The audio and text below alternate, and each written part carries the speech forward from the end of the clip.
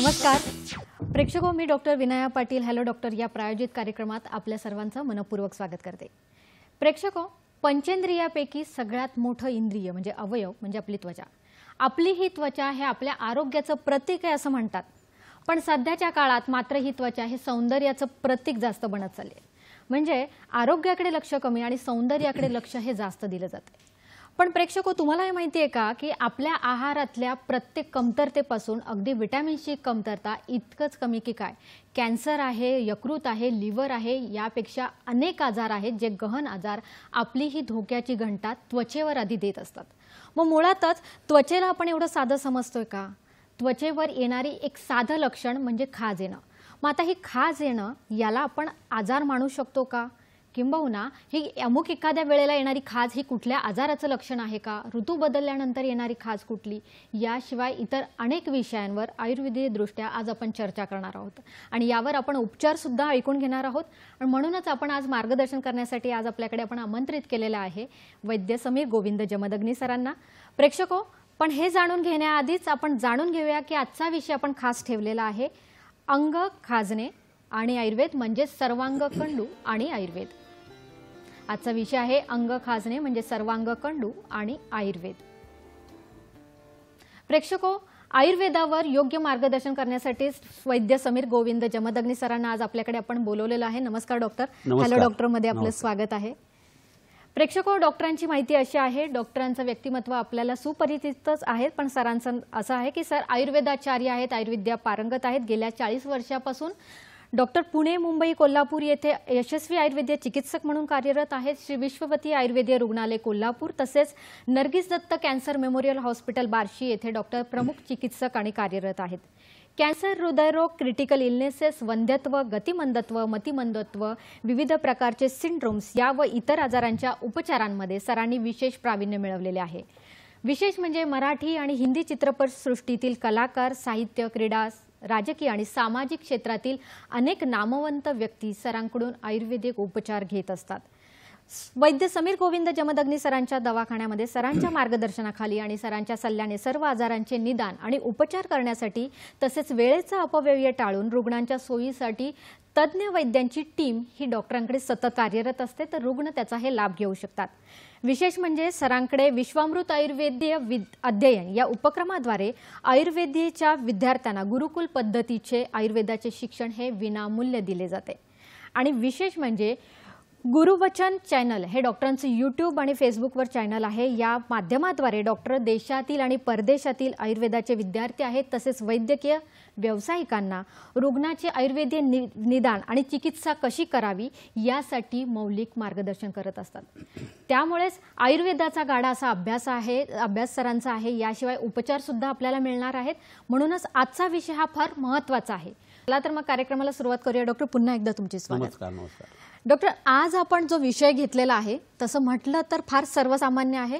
अंग खाजणे या विषयावर आज आपण चर्चा करणार आहोत, तर हे लक्षण खरंच महत्त्वाचं आहे का? खरंच खूप महत्त्वाचा आणि चांगला प्रश्न विचारला विनय तुम्ही।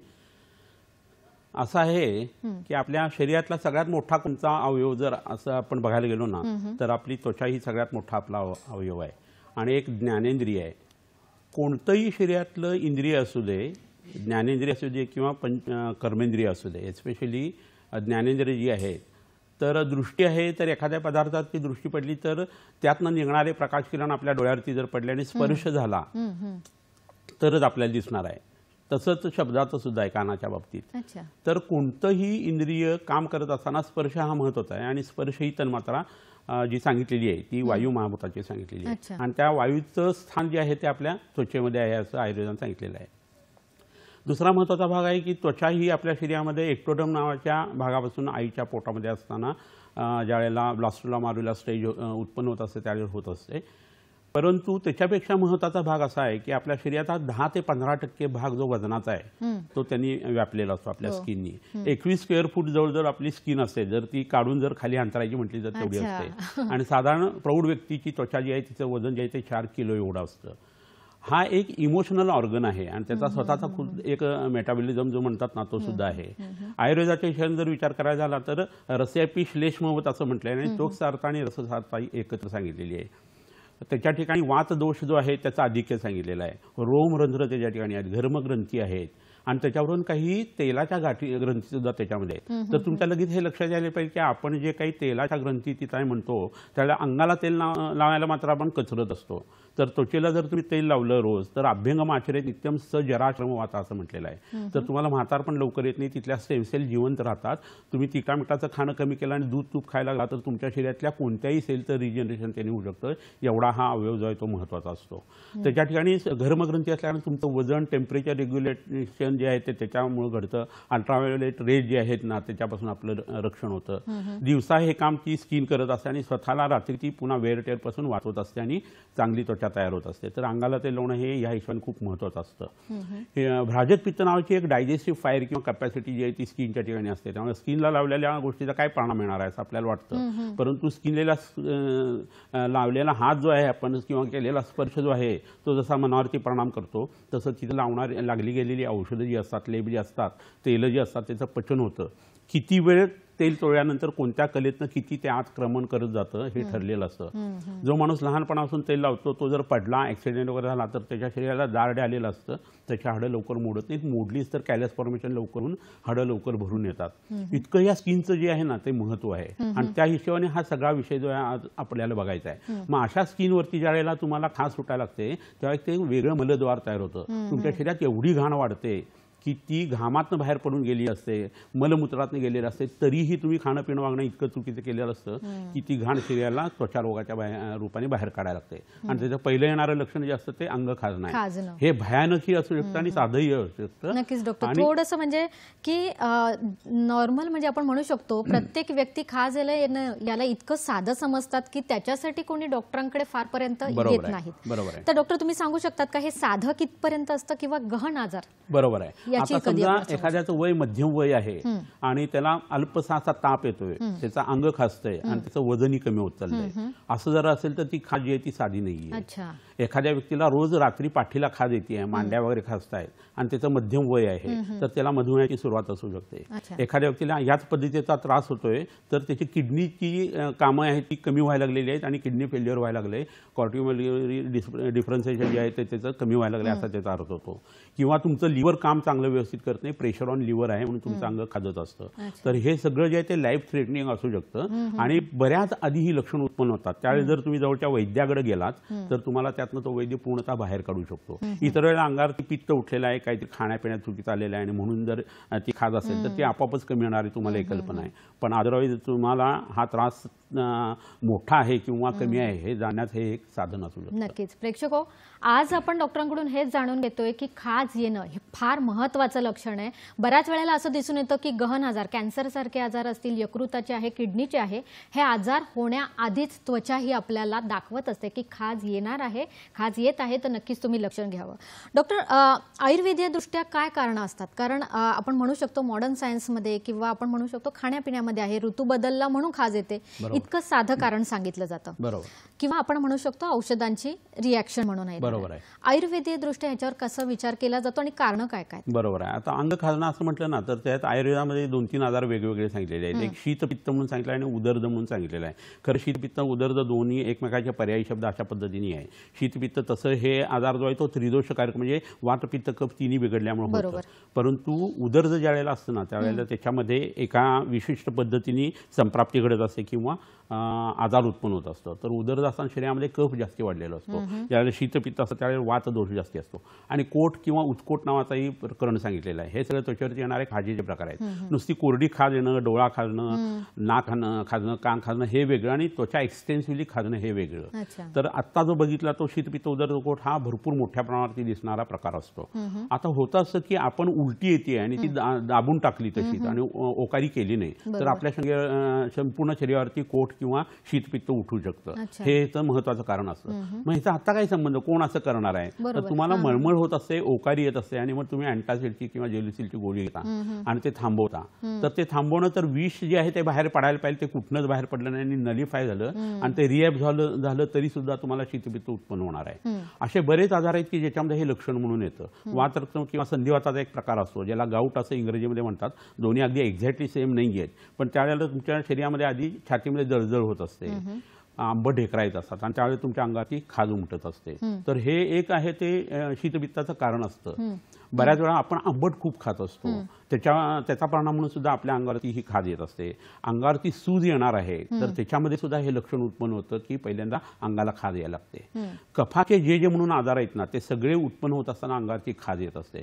त्यामुळे चरक संहितेमध्ये उदर्द प्रशमन गण नावाचा एक गण सांगून ठेवला आहे की हे लक्षण कमी करण्यासाठी कोणतीही पॅथॉलॉजी असली तरी हे प्रकरण जे आहे ते त्याच्या सहाय्याने मिटत असतं. तर अशी काही जी कारणं असतात त्याच्यामध्ये वृक्ष त्वचा हे एक कारण असतं. वृद्धापकाळ झाला की काय व्हायला लागतं, आपला जो इपिडर्मिस आहे त्याच्या खाली जो डर्मिस आहे त्याच्यातल्या कनेक्टिव्ह टिश्यू आणि मसल्स हे कमी व्हायला लागले की अंगावरती रिंकल्स यायला लागतात आणि वृद्धापकाळामुळे तुमच्या शरीरावरची खाज यायला लागते. व्हिटॅमिन ए सारखा पदार्थ जो असतो तो जर खाण्यामध्ये कमी आला तर त्याचा परिणाम म्हणून सुद्धा तुमच्या अंगावरची खाज यायला लागते. बऱ्याच वेळा असं होतं की कीटक विष दंश होतात आणि मग त्याचा परिणाम जो आहे म्हणून आपल्या शरीरावरची खाज यायला लागते. तर ही काही कारणं असतात. त्याच्याबरोबर वृक्काचा मगाशी सांगितला तसा आजार, कावीळ उत्पन्न होणार आहे, शेंगदाणे, पोहे, दही, बटाटा, वांगासारखे पदार्थ, तर हे पोटात जास्ती गेल्यानंतर शीतपित्त, उदरपोट किंवा अंग खाजणं हे बऱ्याच वेळेला आपल्याला दिसून येतं. नक्कीच. आणि आयुर्वेदामध्ये नुसतं तुम्हाला हे खाल्ल्यामुळे जर खाज येत असेल तर याच्यावर नुसता उपचार केला जात नाही, तर तुम्हाला असं होऊच नाही यासाठी उपचार केला जातो.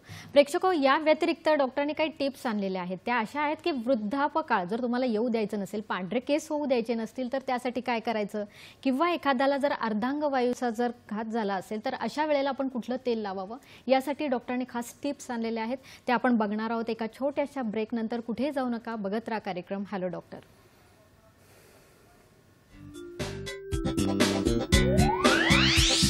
ब्रेक नंतर प्रेक्षको तुमचं पुन्हा एकदा स्वागत. वैद्य समीर गोविंद जमदग्नी सर आपल्या सोबत आहेत. आजचा आपला विषय आहे अंग खाजणे आणि आयुर्वेद, यावर डॉक्टर आपल्याला मार्गदर्शन करत आहेत. पण प्रेक्षको, आपल्या विषयाकडे वळण्याआधी डॉक्टरांनी खास टिप्स आणल्या आहेत, त्या बघूया आपण काय आहेत त्या.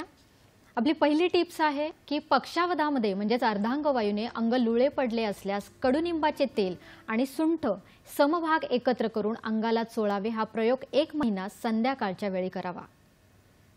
याशिवाय दुसरी टिप्स आपली अशी आहे, 40च्या आत केस पांढरे झाले असतील तर 2 थेंब कडुनिंब तेल दररोज दुपारी 12 ते 2च्या दरम्यान पोटात घ्यावे.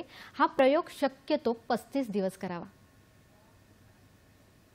प्रेक्षको, उत्तम अशा टिप्स असतात, नक्कीच याचा तुम्ही अनुभव घेऊ शकतात. डॉक्टर, आपण अजून काय सांगणार आहात की अंग खाजणे यासाठी कुठली कुठली अजून कारणीभूत ठरतात? आता कारण आणि लक्षणं ही सगळी जी आहेत ना ते एकमेकांशी संबंधित असतात. कसं होतं, आपल्या शरीरामध्ये ज्या घर्मग्रंथी आहेत, स्वेट ग्लँड जे आहेत ना, त्या 100 पैकी 1 जी असते ना ती युरिया सेक्रेट करत असते.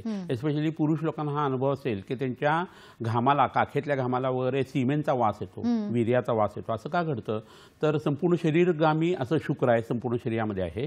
दुधाने शुक्र जे आहे ते वाढत असतं असं आयुर्वेदाने सांगितलेलं आहे. आणि हा जो युरिया आहे तो सिक्रेट ज्या वेळेला व्हायला लागतो आणि त्याच्यात दुधात वाढणारे जे जंतू आहेत ते त्यावेळेला वाढायला लागले ना की ह्या पद्धतीचा एक घामाचा वास यायला लागतो आणि त्या लोकांना त्या ठिकाणी खास सुटायला लागते आणि नंतर तो अवयव काळा पडायला लागतो. तर शरीरामध्ये उत्पन्न होणारी जी विष आहेत ती मलमूत्राच्या वाटे बाहेर पडताना ती पडून सुद्धा जर उरत असतील तर हे लक्षण बऱ्याच वेळेला येत असतं. तर अशा लोकांना मग कोठा साफ करण्याची औषधं, मूत्र चांगलं उत्पन्न होणारी औषधं आणि घाम जो आहे ना तो कमी करणारी आणि घाम स्वच्छ करणारी औषधं अशी द्यायला लागत असतात. बऱ्याच वेळा असं होतं की काही लोकांना क्रॅश डाएट करायची सवय असते, एस्पेशली स्त्रियांना, आणि मग त्या काय करतात, पोटाचा मेद कमी होण्यासाठी खूप जबरदस्त असं डाएट करतात आणि मग त्याच्यामध्ये कच्चे पदार्थ वगैरे खूप खाल्ले जातात. मग त्याचा परिणाम म्हणून काय होतं, कोलेस्ट्रॉलचे खडे जे आहेत ते गॉल ब्लॅडरमध्ये तयार व्हायला लागतात, स्लज तयार व्हायला लागते. आणि ती जर अन्ननलिकेमध्ये, पित्ताशयाच्या नलिकेमध्ये अडकायला लागली तर त्याचा परिणाम म्हणून ऑब्स्ट्रक्टिव्ह जॉन्डिस सारखी काही लक्षणं येतात आणि मग त्यावेळेस सुद्धा खास सुटणं आणि पोट दुखणं हे दोन्ही लक्षणं ती एकत्र व्हायला लागतात. बऱ्याच लोकांना टॅनिन, निकोटीन वगैरे, अल्कोहोल वगैरे घेण्याची सवय असते. चहा 8-8, 10-10 वेळा लोक घेत असतात. तर ही सगळी प्रकरणं कशी आहेत की शरीरात गेल्यानंतर रक्तवाहिन्यांचा संकोच करणारी अशी असतात आणि त्यामुळे स्किनचा ब्लड सप्लाय जो आहे तो कमी व्हायला लागतो, तिची इम्युनिटी जी आहे ती मार खायला लागते आणि मग त्याच्यावरती बुरशी वगैरे वाढायला लागते. आणि त्यामुळे खरूज, नायटा, गचकण वगैरे हे खेडेगाव जे भरपूर आपण बघतो किंवा शहरात सुद्धा जिथं ओली वस्त्र जास्त वापरली जातात तिथं हा प्रकार खूप मोठ्या प्रमाणावर होतो. आणि लोक, तुम्ही एक लक्षात घ्या की आपल्या शरीरावरती बुरशी वाढायला लागली की समजायचं की आपली इम्युनि सिस्टीम मार खायला लागली. जिवंत शरीर आहे आणि त्याच्यावर जर या गोष्टी वाढायला लागल्या तर ते आरोग्याला घातक आहे आणि तुमची इम्युनि सिस्टीम किंवा व्याधी क्षमता व व्याधी प्रतिकारशक्ती ही मार खाती आहे असा त्याचा अर्थ होतो. यावेळेला दुसरी गोष्ट लक्षात घेणं गरजेचं आहे की लोकांना वाटतं की आपण जेवलं खाल्लं म्हणजेच आपल्याला एनर्जी मिळेल आणि ब्रेड बटरवरतीच आपलं सगळं आयुष्य अवलंबून आहे, असं नाही आहे. फास्टिंग केलेल्याचाही परिणाम होत असतो. तर कमी खाणं हा प्रकार सुद्धा महत्त्वाचा आहे. म्हणून 15 दिवसात एखादी एकादशी किंवा चतुर्थी वगैरे करायची असा प्रकार असतो. परंतु पूर्वीच्या काळी आणि आता सुद्धा फरक आहे. आणि आता खूप फरक पडला. आता पुण्यामध्ये उपवासाची मिसळ वगैरे सुद्धा मिळते. तर हे भयंकर त्रासदायक प्रकरण आहे. उपवास म्हणजे देवाजवळ बसायचं आणि तहानभूक अशी हरपून साधना करायची असा त्याचा खरा अर्थ आहे. पण ते आता होत नाही. पण हे सांगणं का गरजेचं पडतंय तर ही सगळी कारणं जी आहेत ना ती त्वचेवरती पहिल्यांदा लक्षणं अभिव्यक्त करतात आणि नंतर आ जातं. तुम्ही असं लक्षात घ्या की एक्टोडर्म नावाच्या लेवरपासून ज्यावेळेला तोंडाचा काही भाग बनतो वीधवर आणि शौचाच्या मार्गापासून काही भाग जो असतो ना तो सुद्धा त्या एक्टोडर्मपासून बनतो. तर तुमचं पोट खराब झालं की तुमच्या स्किनवरती त्याचं मॅनिफेस्टेशन येणार आहे आणि स्किन खराब व्हायला लागली तर तुमचं पोट बिघडणार आहे. असं जर असेल तर तुम्ही या सगळ्या गोष्टीच्याकडे खूप जवळच्या दृष्टीने बघायला पाहिजे. तर आपल्या शरीरात वृक्क जे आहे ते मधल्या बाजूला आहे पोटाच्या जवळ. तर तिथं विकृती आलेली असेल त्याच्यामध्ये तर ते खाजेचा प्रकार जो आहे ना त्याच्यामध्ये पित्ताची लक्षणं ही प्राधान्याने दिसतात असं लक्षात येतं. आणि काही वेळेला वाताची लक्षणं असतात. शरीराच्या ऊर्ध्व भागामध्ये हृदयासारख्या ठिकाणी काही जर विकृती उत्पन्न झाली तर कफाची लक्षणं तुमच्या शरीरात असतात आणि कंडू नास्ती विना कफात असं सांगितलं जातं. तर शरीराच्या कोणत्या अवयवात आणि भागात खास उठते त्यानुसार दोष कोणता आहे हे वैद्य काढू शकतो. आणि मग तुम्हाला वमन द्यायचं, विरेचन द्यायचं का बस्ती करायचं का रक्तमोक्षण करायचं हे त्याचं ठरत असतं. तर हा सगळा भाग खूप महत्त्वाचा आहे आणि त्या हिशोबाने हा विषय जो आहे तो आपण वाढवत नाही. नक्कीच प्रेक्षक वरवर वाटणारा हा आजार तितका वरवर नाहीये तर तो आतून महत्त्वाची आपली सूचना घेऊन येत असतो. डॉक्टर खाज येणं असं सहज म्हणजे आपण म्हणू शकतो की खाजवलं आणि बंद झालं. तर खाजेचे असे प्रकार असतात का की अमुक एक वेळ खाज येतेच आहे, काही केलं तरी जात नाहीये, रात्रीच्या वेळीच येते, तर आपण काय सांगणार? कसं होतं दिवसा खाज सुटणं अंगाला याला वेगवेगळी कारणं असू शकतात. ॲलर्जी वगैरे असू शकतात. आपल्या पोटामध्ये आपण सल्फा ड्रग्ससारखे ड्रग्स घेत असू, पेनिसिलिनसारखे औषधं घेत असू किंवा अँटीबायोटिक वगैरे घेत असू तर त्याचा परिणाम सुद्धा येत असतो. संध्याकाळी 6 नंतर तिन्ही सांजा झाल्या कातर वेळ होऊन गेली की मग नंतर आपल्या शरीरामध्ये काय व्हायला लागतं स्टिरॉइडची लेवल जी नॅचरली आहे ती कमी व्हायला लागते आणि त्याचा परिणाम म्हणून तुमच्या अंगाला खाज होते. कपडे काढले की अंग खाजायला लागतं, मग वारं लागलं की अंग खायला लागतं. हे जे प्रकरण होतं ना लोकांना ते ह्या गोष्टीमुळे घडत असतं आणि मोठ्या आजाराचं ते द्योतक असतं. प्रायः यकृताची म्हणजे आजाराची ती सुरुवात असते. तर त्याच्या हिशोबाने आपण लिव्हर फंक्शन टेस्ट करणं, सोनोग्राफी करणं, जवळच्या वैद्याकडनं नाडी परीक्षा करणं हे करून घेणं गरजेचं आहे. नक्कीच. डॉक्टर एक फोन आलेला आहे, आपण फोन घेऊया. नमस्कार, शंकर फडतरे आपल्याशी बोलतायत सातारा इथून. नमस्कार शंकरजी. हॅलो. हॅलो नमस्कार. हॅलो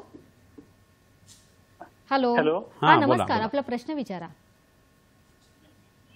हॅलो हॅलो, आपला आवाज येतोय शंकरजी, आपला प्रश्न सलग विचारा. हा फडतर शंकर फडतर मी बोलतोय सातारवरून. आपल्या टीव्हीचा आवाज बंद करा आणि आपला प्रश्न सलग विचारा. माझ्या पायाला भेगा पडलेल्या आहेत आणि खाज सुटते त्या जागेवरती. बर बर बर बर ठीक आहे ठीक आहे ठीक आहे, धन्यवाद शंकरजी. आता युजली कसं होतं पायामध्ये विपादिका विचर्जिका वगैरे असं जे प्रकरण किंवा आलस नावाचं प्रकरण आयुर्वेदात सांगितलंय ते ह्यांचं दिसतंय. आणि पायाला माती लागल्यानंतर तिथला घाम कमी होतो आणि स्वेदक्षय रोमच्युती स्फुटनम त्वचा असं लक्षण सांगितलेलं आहे. तर तिथं घाम येणं हे गरजेचं आहे म्हणून तुम्ही त्याला सॉक्स सारखं घालणं हे खूप गरजेचं आहे. हाताला जर भेग असतील तर तुम्ही ग्लोव्ज पहिरणं हे खूप गरजेचं आहे. आणि त्याच्यासाठी साधा उपचार तुम्हाला सांगतो की मोहरीचं तेल विकत मिळतं, सरसेप तेल. ते नाभीमध्ये किंवा बेंबीमध्ये घातलं आणि त्याचे जर मसाज केले गेले तर ओठ फुटणं, त्वचा फुटणं, हातापायाच्या भेगा या कमी होतात. फक्त तिथं जी खास सुटते ना ती नको सुटायला, कारण त्याच्यातनं मग सेकंडरी इन्फेक्शन होऊन तिथं पू वगैरे उत्पन्न होऊ शकतो आणि पाम किंवा सोल सोरायसिस असण्याची शक्यता आहे. तर जवळ साताऱ्यामध्ये खूप छान मोठे मोठे वैद्य आहेत, त्यांच्याकडे जाऊन तुम्ही जर दाखवलं तर तुम्हाला पुढची ट्रीटमेंट आहे ती करता येईल. पण त्याच्या आधी तुम्ही एक साधा प्रयोग करा. रोज सकाळी उठल्यानंतर कडुलिंबाची 3-4 पानं आणि ओली हळद जी आहे ती आता साताऱ्याला नागठाण्याला वगैरे तर आलं आणि हळद प्रसिद्ध आहे, तिथली तुम्ही हळद, ओली हळद आणि कडुलिंबाची पानं असं सकाळी घेत चला. साधारण 21 दिवस हे प्रकरण तुम्ही करा. आणि दही, पोहे, शेंगदाणे, बटाटा, वांगा असे पदार्थ कमी करा. गरम पाण्याच्या पिशवीनी पाय शेकायचा, तिथेही मोहरीचं तेल तुम्ही लावलं तरी चालेल, तर तुमच्या भेगा ज्या आहेत त्या झपाट्याने कमी येतील. युजली B12 आणि व्हिटॅमिन A वगैरे कमी असलेल्या लोकांना सुद्धा हा त्रास होतो. आणि आता पेस्टिसाइड किंवा इन्सेक्टिसाइड एवढी असतात पदार्थांच्यासाठी मारलेली की आपल्या शरीरातला इंटेस्टाईन फ्लोरा जो आहे तो खराब होतो. त्या चांगल्या बॅक्टेरिया सुद्धा वाढत नाहीत आणि त्यामुळे मळातून जे पुन्हा बॅक्टेरियाच्या सहाय्याने जे B12 बनायचं ते झाली बनत नाही. त्यामुळे 10 पैकी 8 लोकांना B12 डेफिशियन्सी असते. तर तुमचं नॅचरल सेंद्रिय अन्न तुम्ही खायला सुरुवात करा. दह्याची निवड असते ती अन्नामध्ये काही दिवस घेतली तर प्रोबायोटिक सारखा त्याचा परिणाम येतो. जास्वंदीचं फुल वगैरे तुम्ही पोटात जर घेतलं लिंबाच्या रसाबरोबर तर तुमचं B12 सुद्धा वाढायला लागेल. आणि पिवळ्या, केशरी आणि लाल रंगाच्या ज्या खाण्याच्या वस्तू आहेत, फळभाज्या किंवा फळं, ती तुम्ही खायला लागा की तुमचा हा आजार निश्चित बरा होईल. नक्कीच. डॉक्टर, आता खाज जेव्हा काही जणांना येते तेव्हा ती ठराविक वेळेला येते, ठराविक ठिकाणी येते. पायाच्या घोट्याच्या वरती कधी कधी खाज येते किंवा काहींना आपण म्हणू शकतो मांड्यांच्या तिथे खाज येते. बरोबर आहे. तर या वेळेला आपण काय सांगू शकतो की कुठल्या अवयवाला हा त्रास होत असतो? बरोबर आहे. होतं कसं, आयुर्वेदामध्ये सारता परीक्षण जे सांगितलेलं आहे त्यात कोणता अवयव कोणत्या धातूचा आहे हे सांगितलेलं आहे. तर तळ हात आहेत, तळ पाय आहेत, हे रक्ताचे सांगितलेले आहेत. पोटऱ्या आहे, स्तन आहेत, नितंबाचा भाग जो आहे तो मांसाशी संबंधित आहे. एस्पेशली पोटाचा जो भाग आहे तो मेदाशी संबंधित आहे. तर तिथं जर तुम्हाला खाज उत्पन्न होत असेल तर त्या धातूचं पचन बिघडलं असा त्याचा अर्थ होतं. आणि त्याची स्रोतस सांगितलेले आहेत. जसं आधुनिक शास्त्राच्या सिस्टीम आहेत ना, म्हणजे अन्नसंस्था, पचनसंस्था आपण लहानपणी शिकायचो, तर त्याला महास्रोतस असं आयुर्वेदात नाव आहे. रक्तवह स्रोतस असं नाव आहे, स्वेदवह स्रोतस, असे वेगवेगळ्या सिस्टीम सांगितलेल्या आहेत. तर आपल्याला कोणत्या ठिकाणी खाज येते हे एकदा समजलं की त्या अवयवाची जी सिस्टीम आहे ती आपली आयुर्वेदाची बघायची. त्याची जी कारणं आहेत, दृष्टीची कारणं दिली आहेत, म्हणजे ते स्रोतस कशामुळे बिघडले, ती सिस्टीम कशामुळे बिघडली ती, आणि त्याची लक्षणं दिलेली असतात आणि त्याचे उपचार दिलेले असतात. ते केले तर हा प्रश्न जो आहे तो संपून जातो. आणि सगळ्याच आजाराच्या बाबतीत हे आहे, फक्त खाजेच्या बाबतीत आहे असं नाही आहे. कारण खाज कुठं सुटते हा भाग खूप महत्त्वाचा आहे. आजार कुठं पहिल्यांदा मॅनिफेस्ट झाला हे खूप महत्त्वाचं आहे. जिथं शरीरामध्ये स्थान वैगुण्य असेल तिथं आजार उत्पन्न होतो. स्थान वैगुण्य म्हणजे लो व्हायटॅलिटी टिश्यू, तिथं ते दोष अडकून जातात. फरशीवरनं पाणी वाहतंय, व्यवस्थित वाहतंय, पण खड्डामध्ये आला फरशीला तर तिथं ते अटकतं. त्यात जर जोंधळे वगैरे पडले असतील तर त्याला झाड यायला लागतं, मग त्याला पुन्हा कणसं येतात. इथंपर्यंत प्रकरण जसं घडतं ना तसंच बस शरीरामध्ये आजाराची उत्पत्ती होत असते आणि हळूहळू तो आजार तो मॅनिफेस्ट होऊन व्यक्ती आणि भेद या अवस्थेला प्राप्त होतो. नक्कीच. प्रेक्षको, भरपूर मोठे अवयव आपण म्हणू शकतो की अवयव आपला म्हटला जातो की हा त्वचा. या त्वचेचं आरोग्य सांभाळायचं असेल तर काय आपली दिनचर्या असली पाहिजे यावर सुद्धा डॉक्टर आपल्याला मार्गदर्शन करणार आहोत. पण तत्पूर्वी आपण घेणार आहोत एक छोटासा ब्रेक, कारण ब्रेक नंतर आपण बघणार आहोत डॉक्टरांनी खास आणलेल्या टिप्स.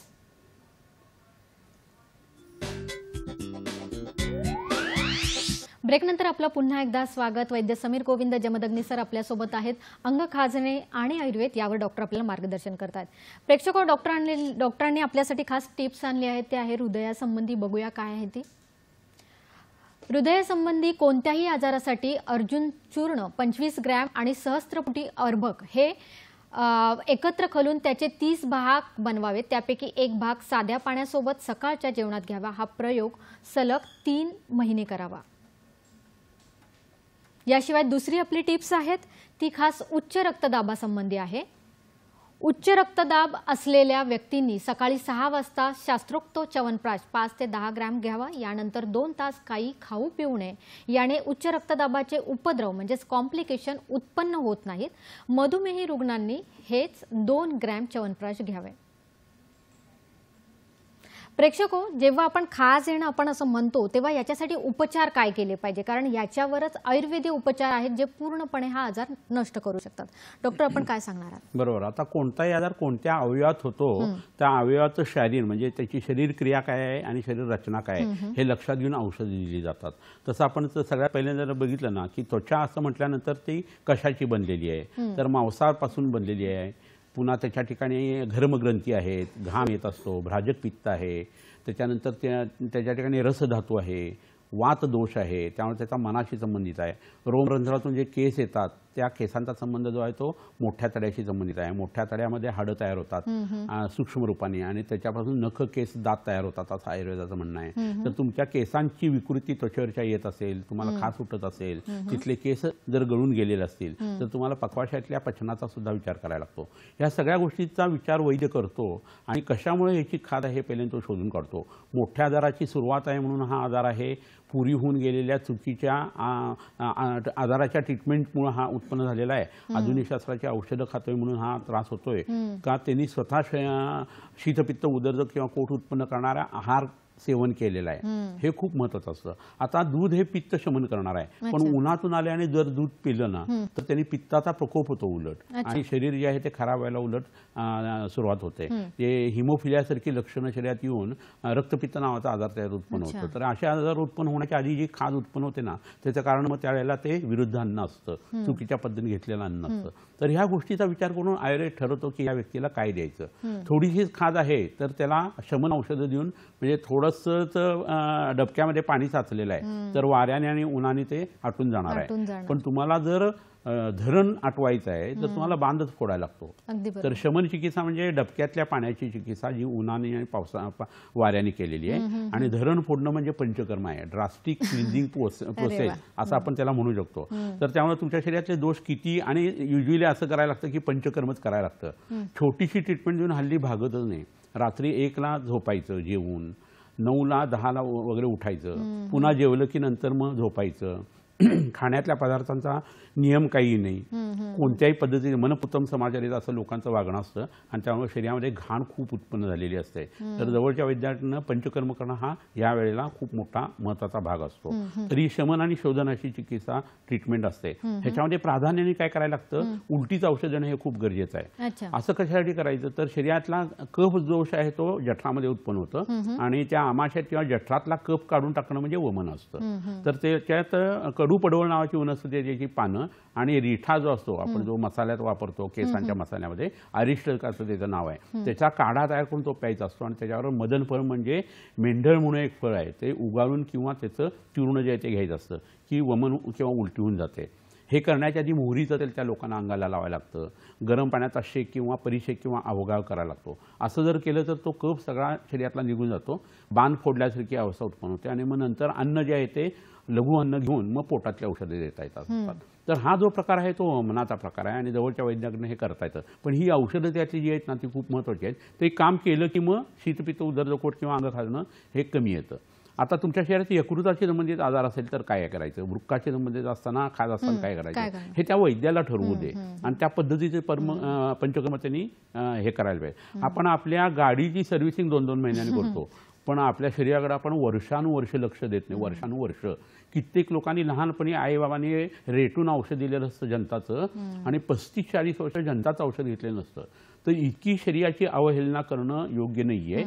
आपलं आयुष्य हे आत्मविभाव आहे, ठीक आहे, पण स्वस्थ राहणं, अस्वस्थ राहणं, सात्म्यकारक आहार खाणं आणि सात्म्यकारक आहार न घेणं, या सगळ्या ज्या गोष्टी त्या आयुर्वेदाशी संबंधित आहेत, निदान ते नियम तरी पाळले जायला पाहिजेत. नंतर एकदम सगळं अंगावरती आलं आणि ओरावरती येऊन बसलं की फक्त रडायची पाळी येते, बाकी काही हातात राहत नाही. तर त्यामुळे जवळच्या वैद्याकडे जाऊन तुम्ही ह्या पंचकर्माचा भाग जो आहे तो करणं खूप गरजेचं असतं.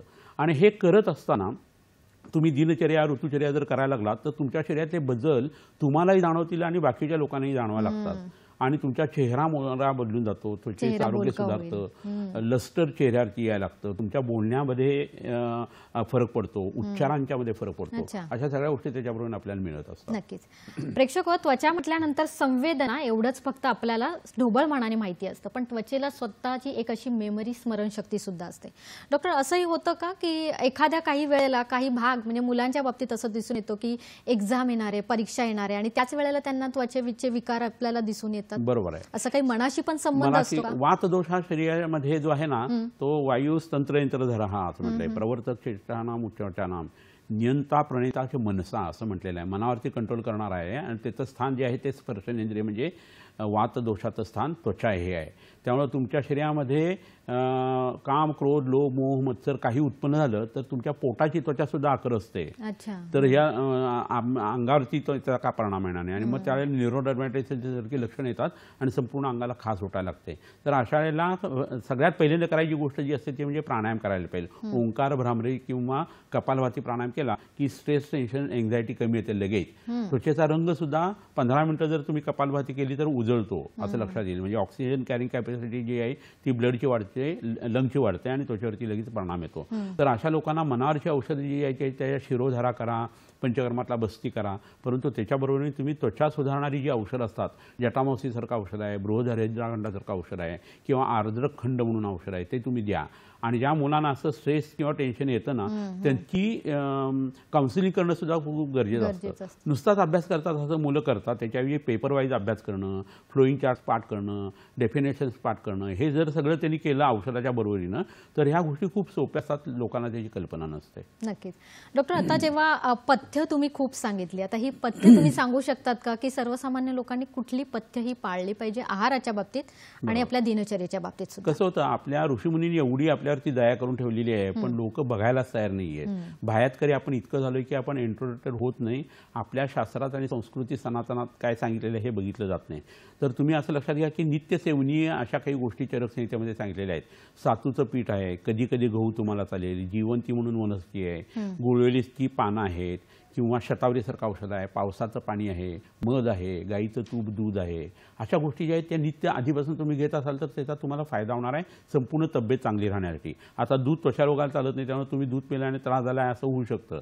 तर जवळच्या वैद्याकडनं तुम्ही काय खायचं प्यायचं हे लक्षात घ्या. सकाळी लवकर उठणं एवढं जरी केलं तरी कोठा साफ व्हायला लागतो. रात्रीची झोप जी आहे ती चांगली यायला लागते. तुमच्या शरीराचं वेळेटेड लवकर दुरुस्त व्हायला लागतं. आणि त्याच्यावर तुम्ही 6 रसांचा आहार जर घ्यायला लागलात, जेवणाच्या सुरुवातीला भूक लागली असं जर समजलं तर तुम्ही गोड खायचं आहे, नंतर आंबट वगैरे खारट खायचं आहे, आणि सगळ्यात शेवटी तुम्ही काय खायचं आहे, कडू खायचं आहे, तुरट खायचं आहे. पण नेमकं लोक ते काय करतात, आईस्क्रीम वगैरे नंतर खातात आणि मग आजारी पडतात. तर इंग्रजांचं काय काय आपण घ्यायचं आणि काय आता सोडायचं आहे आता तरी ठरवायला पाहिजे 70-75 वर्षांनी. आणि वैद्याचं ऐकायला पाहिजे.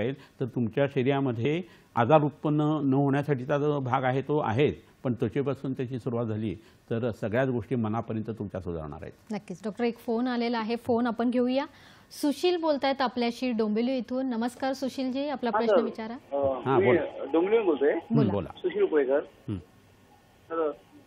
बोला सुशीलजी, प्रश्न विचारा. सर हॅलो, नमस्कार सर. नमस्कार. बोला ना, बोला. सर माझं शरीर आहे ना सर, असं पूर्ण स्किन आहे ना ड्राय होते, ड्राय डोळ्यामध्ये आणि पावसाळ्यामध्ये पण बाकी बाग नॉर्मल असते उन्हाळ्यामध्ये, पण मला असं घाम येत नाही हिवाळ्यामध्ये. वय किती आहे आपलं? हो सर. वय किती आहे तुमचं? Thank you sir, thank you. वय किती आहे तुमचं? बहुतेक फोन कट झालेला आहे सर आपला. आवाजावरनं त्यांचं वय हे साधारण 40 ते 45च्या दरम्यान असं वाटतंय. संपूर्ण अंगाला कोरडेपणा आहे असं त्यांनी सांगितलं. तर आता आपण त्याचा विचार केलात की पित्त दोष अंगाला सर घाम येत नाही आणि त्यांचं म्हणणं डोळ्याला कोरडेपणा हा बरोबर आहे. ड्राय स्किन होणं हे जे प्रकरण आहे ना ते आयुर्वेदामध्ये वातामुळे घडणारी घटना आहे आणि स्नेहाचा अभाव अशामुळे ते होतं. बऱ्याच वेळा लोक जाड असतात आणि त्यांना घाम भरपूर येतो, असं ज्यावेळेला होतं त्यावेळेला नंतर त्वचारोग त्यांना उत्पन्न होतात. तर अस्वेद आणि अतिस्वेद हे येणाऱ्या मोठ्या त्वचारोगाचं सुद्धा एक लक्षण असू शकतं. तर मगाशी सांगितलं तसं त्यांनी नाभीमध्ये म्हणजे बेली बटनमध्ये रोज रात्री जर मोहरीचं तेल जर घातलं तर त्यांचा कोरडेपणा जो आहे तो शरीराचा कमी येईल. पण प्रकृतीनुसार त्यांनी त्यांचं तेल जे आहे ना ते आधी वैद्याकडून निवडून घ्यावं. एस्पेशली आवळ्याचं तेल किंवा बला म्हणून वनस्पती बला तेल जे आहे ते त्यांनी अंगाला लावायला सुरुवात करायला पाहिजे. त्वचा रोगाचा परिणाम म्हणून हे जर प्रकरण नसेल तर काकवी जी असते, म्हणजे उसाचा रस निम्मा आटवला की काकवी तयार होते आणि त्याच्यामध्ये तूप जर घालून घेतलं तर ते सद्य स्नेहकर आहे आणि संपूर्ण शरीर त्यांचं 2-3 दिवसात स्निग्धता त्यांच्या शरीरावर यायला लागेल. तर कोरडेपणा कशामुळे हे आधी बघून घ्या, तपासून घ्या. आणि युजली दुसरा अवस्थापाक जो असतो म्हणजे लहान आतड्यातलं आणि मोठ्या आतड्यातलं पचन अशा मध्यम वयातल्या लोकांचं हे विकृत असतं. आठवड्यातून 1 किंवा 2-3 वेळा पोहे खाणारे लोक आणि फ्रीजचं पाणी पिणारे लोक असं जर असतील ना तर अशा पद्धतीची कोरडेपणाची तक्रार त्यांची येते. आणि लेटर एजमध्ये काय व्हायला लागतं, किडनीवरती त्याचा वाईट परिणाम येतो. म्हणजे आमच्याकडे येणाऱ्या किडनी फेल्युअरच्या पेशंटमध्ये आम्ही बघतो तरण्या मुलांच्यात हे लक्षण असतं की आठवड्यातून 2-3 वेळा पोहे आणि फ्रीजच्या जवळ जाऊन उभ्याने पाणी पिणं, गार पाणी, हा हेतू मिळतो आणि मग त्याची ट्रीटमेंट आम्हाला वेगळ्या पद्धतीने करायला लागते. तर तसं प्रॉब्लेम असण्याची शक्यता आहे. नक्कीच. प्रेक्षको, एवढा सूक्ष्म विचार हा आयुर्वेदातच केला जातो आणि त्यामुळेच आपले आहार कुठले चुकलेत हे जर बघायचं असेल तर तुम्हाला नक्कीच आयुर्वेदाचार्यांकडे जाऊन आपली एकदा तब्येत बघावी लागेल. याशिवाय डॉक्टरांनी खास औषधी वनस्पती आणलेल्या आहेत, त्यामुळे अंगावरची खाज येणं हे बंद होऊ शकतं. पण या औषधी वनस्पती कुठल्या आहेत, यांचे उपचार कसे घेतले जाणार आहेत, या सगळ्यांची माहिती घेऊया आपण एका छोट्याशा ब्रेकनंतर. कुठेही जाऊ नका, बघत राहा कार्यक्रम हॅलो डॉक्टर. ब्रेक नंतर प्रेक्षको तुमचं पुन्हा एकदा स्वागत. वैद्य समीर गोविंद जमदग्नी सर आपल्यासोबत आहेत. अंग खाजणे आणि आयुर्वेद यावर डॉक्टर आपल्याला मार्गदर्शन करतात. डॉक्टर, आपण ब्रेकला जाण्याआधी आपण अनेक विषयांवर चर्चा करत होतो, पण त्यातला एक महत्त्वाचा म्हणजे अजून कुठले औषधी उपचार आहेत का ज्याविषयी आपण चर्चा करू शकतो? बरोबर आहे. आता कसं होतं, बऱ्याच स्त्रियांना मेनोपॉजच्या वेळेला युरिनच्या जागेला खाज सुटते किंवा पुरुषांना सुद्धा जननेंद्रियाच्या ठिकाणी खाज सुटते प्रमेहामुळे किंवा मधुमेहामुळे. तर मधुमेहाची ट्रीटमेंट करणं हा भाग तर करायचाच असतो, पण त्यावेळेला रुईच्या पानांचं एक तेल असतं, त्यात हळद घालून ते तयार केलं जातं आणि ते लावलं गेलं तर उत्तम पद्धतीने त्यांची खाज जी आहे ती त्या ठिकाणी कमी येते. पण वैद्याचा सल्ला घेणं हे त्याच्यासाठी जास्ती चांगलं आहे.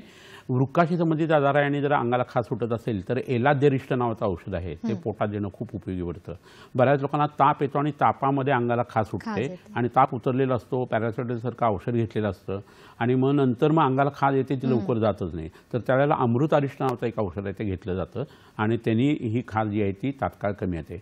अंगाला खाज सुटते तर तुम्हाला कोणताही आजार असू दे त्यासाठी उत्तम उपचार जो आहे तो म्हणजे बृहदहरिद्राखंड, त्या हळदीपासून बनवलेलं एक औषध आहे आणि ते तुम्हाला दुकानात मिळू शकतं, ते तुम्ही घेऊ शकता.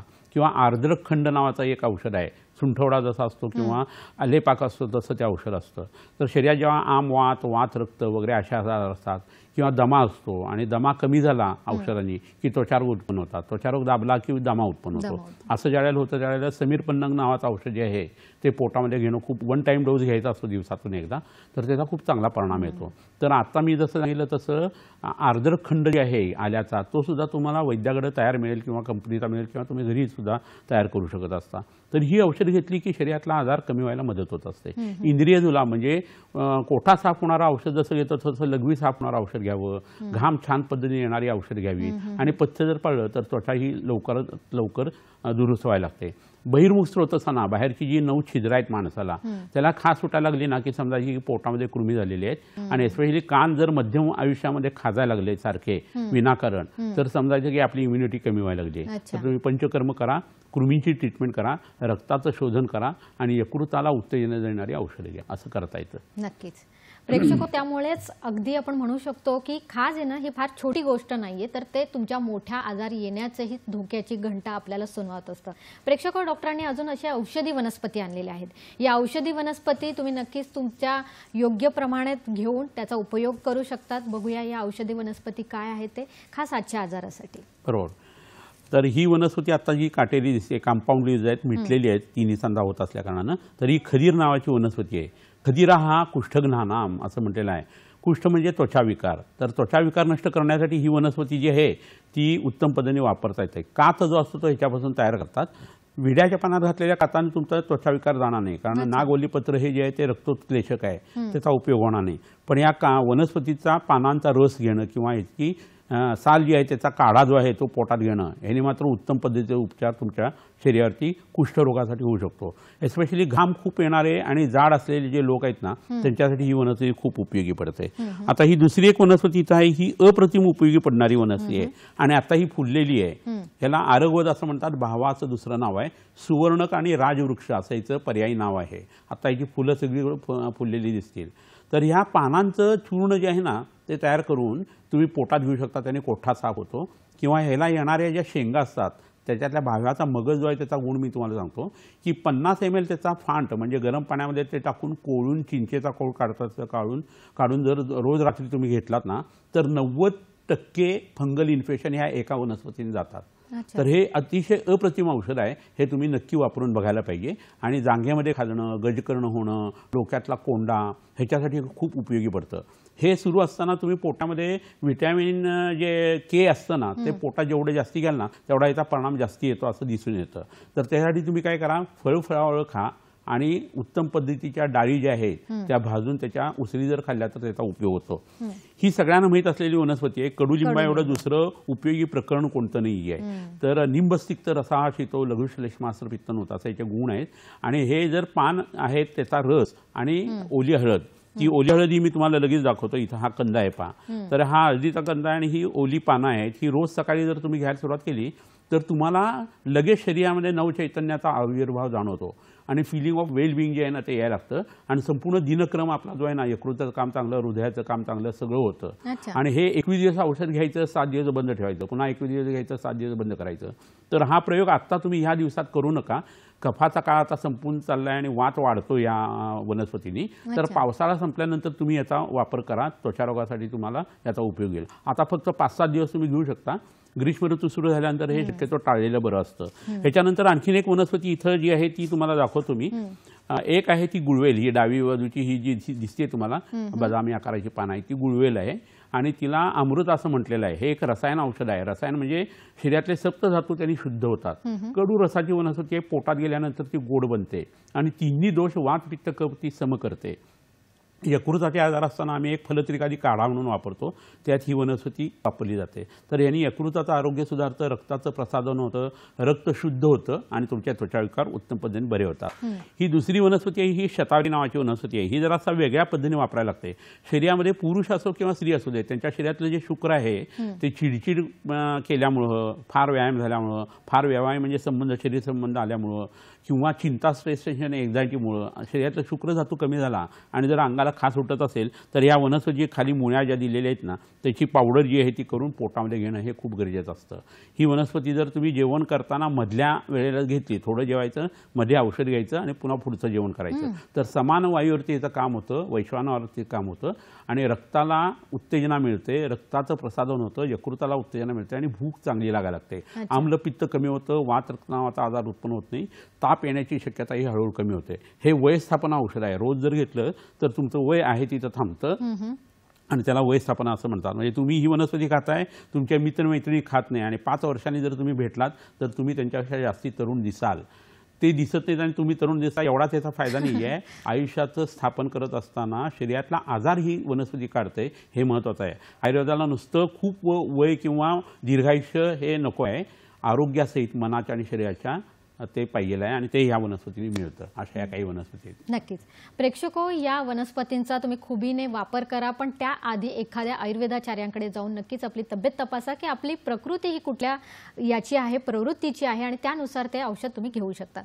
डॉक्टर, बऱ्याच वेळेला मोठी व्यक्ती हे सांगू शकतात खाज येते किंवा काय ते, लहान मुलांमध्ये, अगदी जी लहान मुलं आहेत ती वर्षाच्या आतील, त्या मुलांमध्ये सुद्धा कधी कधी खाज दिसून येते. बरोबर. तर त्यावेळेला आपण काय सांगणार? काय होतं, अंगारती दूध पिणारं मूल असेल ना तर आईचं खाणं चुकीचं असतं आणि कफानी जर स्तन्य किंवा दूध दुष्ट झालं आणि ते पोटात गेलं तर त्यातून उत्पन्न होणाऱ्या आजारामध्ये कफ वाढतो.